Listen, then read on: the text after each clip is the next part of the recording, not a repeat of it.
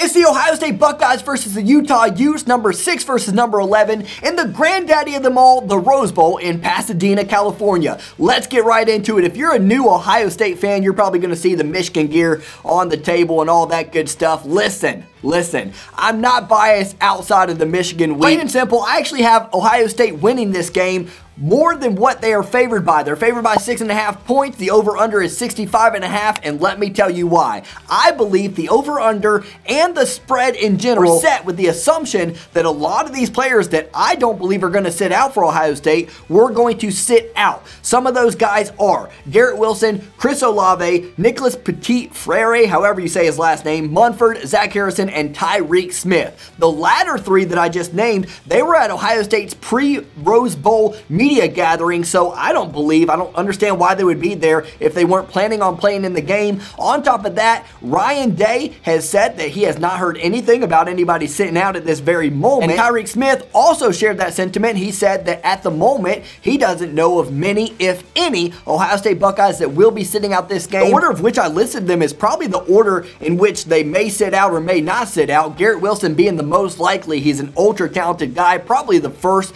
receiver drafted in this year's draft. Bucknuts 247, they all say that Garrett Wilson will not play in this game, or they don't think that he's going to play. But we're getting closer and closer to the game, and at the current moment, he's still in. Even so, even if he doesn't play, you guys have a very, very talented wide receiver group. There's a lot of depth there. We just haven't got to see the depth to full extent because the three main guys are always suiting up. SportsBettingDime.com, as of December 21st, they've been keeping a running track of every single bowl game, and they have no players from either side in this particular game sitting out at the current moment. But at the end of this video, I'm going to give 3 scores based on sit-outs, opt-outs, all that good stuff. It's kind of a shame that we have to do that these days, but it is what it is. That is what college football is at this moment. A lot of people are looking at transitive property for this game, and as I've said all season long, you guys know how I feel about transitive property. It's one of many elements that can help you determine a game and its possible outcomes,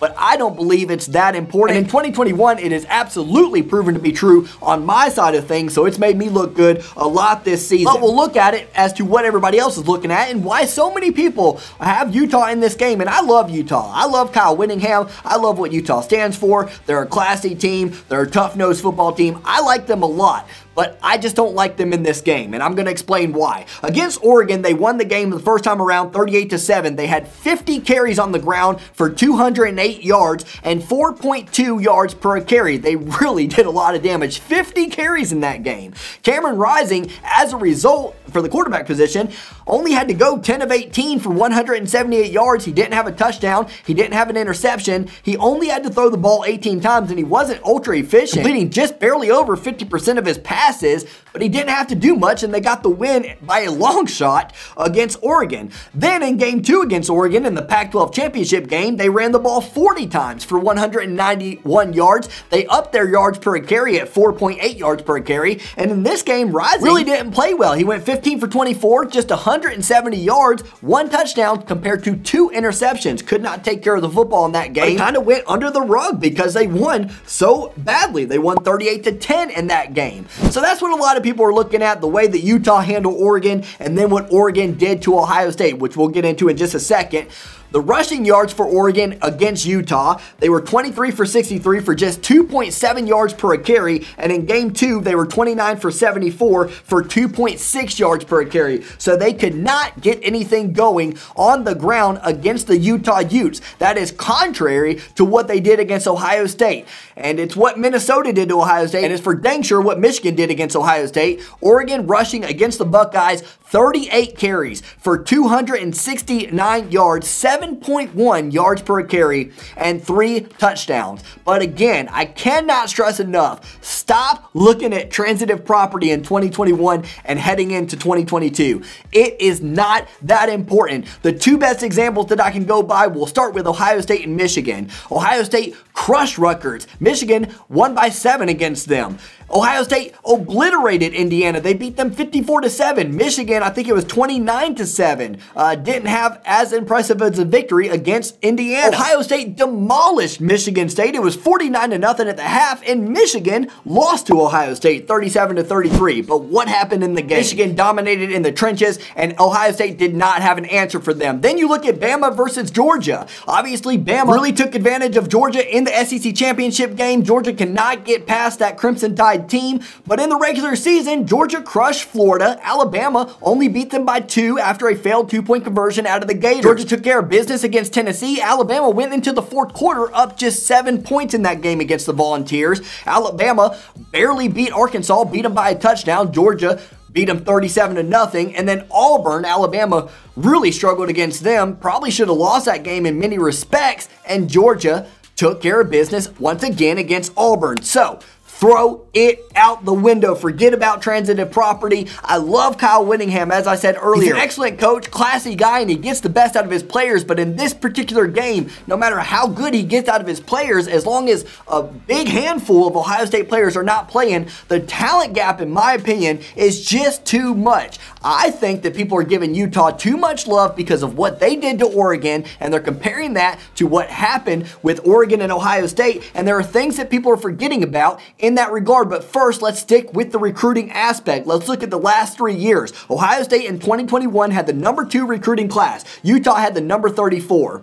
In 2020, Ohio State had the number 5 recruiting class. Utah had the number 30. Ohio State in 2019, the number 14 recruiting class, and the Utes had the number 42 recruiting class. There is a huge discrepancy that is going to be on the field and shown on the field, especially if not a lot of guys sit out or if no guys sit out for the Ohio State Buckeyes. But I believe there will still be a talent gap even if some of those guys sit out. Furthermore, do not forget Ohio State's game against Oregon, because what you guys are seeing is the final score, and Ohio State lost by a touchdown, and Ohio State got beat up on the ground and in the trenches, and you also saw that they got beat up against Minnesota and Michigan. That's what you guys are focusing on. What I'm trying to focus on when I'm looking in and actually researching this game is that Ohio State had 612 yards of total offense in that game. So don't act like they didn't move the ball really much better than Utah did against Oregon. The problem with that is they went 2 for 5 on 4th down. They turned the ball over 3 times just out of turnovers on downs alone.